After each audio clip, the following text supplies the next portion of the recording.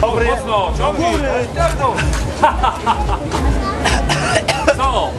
To czy nie? Nie, w garni. Taką pieczątką podawaliśmy.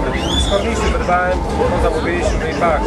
To tam się powoli część producentów małych, jakby ja tam namawiam, żeby właśnie warianty tylko przetworów, nie? Bo to truskawka cena, a truskawka jest ekologiczna, pani uwierzy. Zamówię jakieś sztuczki takie, no jeszcze tam trochę skromniejsze, bo jakieś i opakowania, nalepki, na kontrolę to może już legalnie używać tej nazwy.